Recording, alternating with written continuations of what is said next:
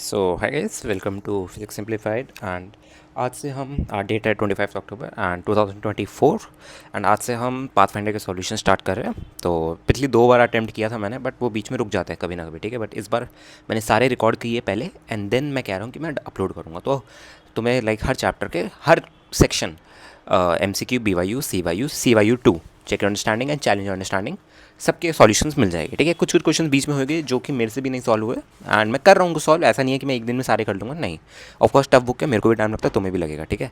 तो मैं धीरे धीरे कर रहा हूँ, जितने मेरे से हो रहे हैं मैं उतने डाल रहा हूँ, जितने नहीं हो रहे वो एंड में डाल दूंगा। मैं उनको अरेंज कर दूंगा बाद में, ताकि जो बच्चे बाद में देख रहे हैं उनको प्रॉब्लम ना आए, एक सीक्वेंस में सारे सॉल्यूशंस मिल जाए। Okay, so let's start with question number 1 and चलो शुरू करते हैं, ठीक है। क्या कह रहा है क्वेश्चन, ध्यान से देखिएगा। फ्रॉम अ टाउन, ठीक है, एक टाउन है। फ्रॉम अ टाउन, एक टाउन है जहाँ से कार स्टार्ट होती है at regular interval of 30 seconds, right. मतलब अगर एक कार t=0 पे निकली है तो दूसरी कार t=30 सेकंड पे निकलेगी, फिर तीसरी कार t=60 सेकंड पे निकलेगी, फिर चौथी कार t=90 सेकंड पे निकलेगी, ठीक है। And run towards another town with a constant speed of 60 kilometre per our. इसको मीटर पर सेकंड में कन्वर्ट करोगे तो 50/3 मीटर पर सेकंड आएगा, ठीक है। तो जितनी भी कार्स है वो 60 किलोमीटर पर आवर से निकलती है, राइट, और 30 सेकंड के इंटरवल्स में निकलती है, ठीक है। अब क्या होता है, ज़रा ध्यान से देखना, यहाँ पे एक कंडीशन आ रही है, क्या, at some point of time, हमें ये नहीं गिवन है किस टाइम पे, बट कह रहे हैं कि जब कार्स मूव कर रही है, राइट, जब कार्स मूव कर रही है at some point of time, all the cars simultaneously have to reduce their speeds to 40 kilometre per hour due to bad weather conditions.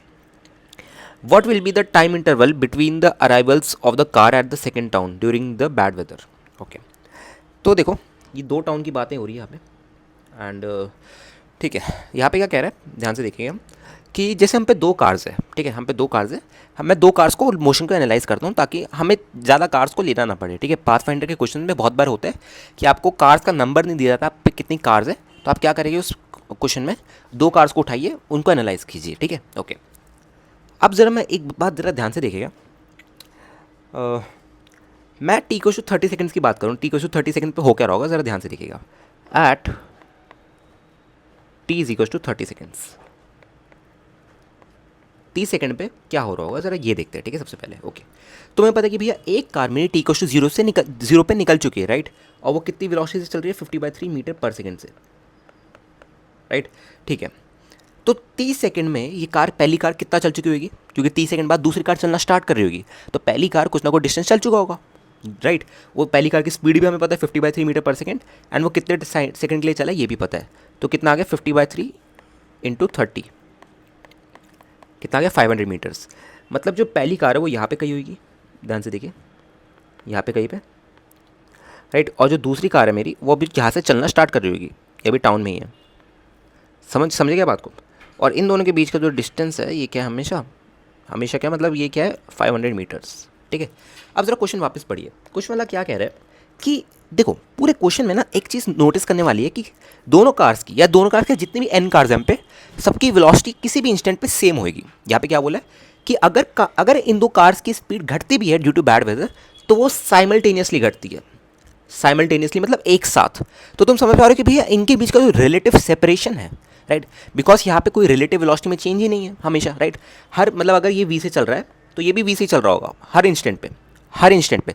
अगर ये v1 से चलने लग गया तो ये भी v1 से चलेगा, अगर ये v2 से चलने लग गया तो ये भी v2 से चलेगा, और सारी कार्स ऐसी चलेगी, समझ गए। तो दो कार्स के बीच में जो रिलेटिव सेपरेशन है दैट इज नॉट चेंजिंग, वो 500 मीटर ही है। बात क्लियर है सबको। चलिए, ये पहली बात, ठीक है, ओके। अब अगर मैं बात करूं कि जब, ध्यान से सुनिए, अब अगर मैं बात करूं कि जब मेरी ये जो फर्स्ट कार है ये जस्ट टाउन बी पे पहुंच चुकी होगी और जो सेकंड कार है वो उसके 500 मीटर पीछे होगी, राइट। तो हमें ये निकालना है कि कितने इंटरवल बाद ये कितना इंटरवल है इन दोनों के टाइम में, राइट, कितना इंटरवल इन दोनों के लाइक उस वहाँ पे पहुँचने में, टाउन बी में, राइट। कि जैसे कार 1 पहले पहुँची, देन कार 2 पहुँची, तो इनके बीच का जो टाइम है, राइट, इनके बीच का जो टाइम है वो कितना है, बस ये पूछा गया, ठीक है, ओके। चलिए देखिए, तो जैसे मैंने टाउन 2 बना रहा हूँ मैं, देखिए ज़रा ध्यान से देखिए, टाउन 2 बना रहा हूँ एंड कार 1 मेरी जो है वो जस्ट पहुँची यहाँ पे। मैं इसको ऐसे बनाता हूँ, कार 1 जो है मेरी वो जस्ट ऐसे पहुँची है, ठीक है, कार 1 है, ओके। अब देखो क्या हुआ होगा, बीच में कहीं ना बैड वेदर आ गया होगा, बीच में कहीं ना कहीं बैड वेदर आ गया होगा, तो सबकी स्पीड किससे बदल गई होगी, पहले 60 किलोमीटर पर आवर से चल रहे थे, अब क्या हो गई होगी, 40 किलोमीटर पर आवर। अब क्या हो गई होगी, 40 किलोमीटर पर आवर, जो कि 100/9 मीटर पर सेकंड होता है, राइट, और तुम्हें पता है कि इनके बीच में हमेशा 500 मीटर का डिस्टेंस तो रहेगा ही, बिकॉज रिलेटिव सेपरेशन क्या है, ज़ीरो, राइट। रिलेटिव वेलोसिटी क्या है, ज़ीरो। रिलेटिव सेपरेशन कांस्टेंट रहेगा हमेशा, ठीक है।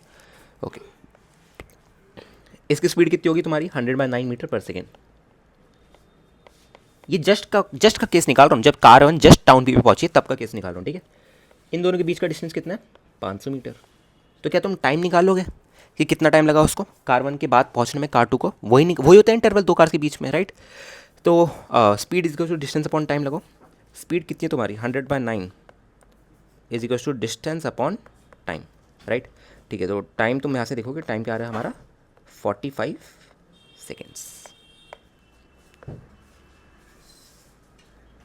बात क्लियर है क्या, टाइम कितना आ रहा है हमारा, 45 सेकेंड्स, ठीक है।